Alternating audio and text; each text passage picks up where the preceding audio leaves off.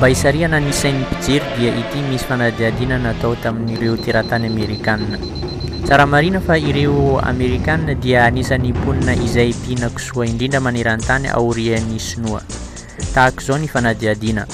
Entière na ray ampahatelon'ny mponina Amerikanina dia misy biby velona na mikroba miaina ao anatin'ny kibon'izy ireo. Tahaka ny sary izay azo avy amin'ny caméra électronique natsofoka tao an-kibon'izy ireo izay manaraka izao.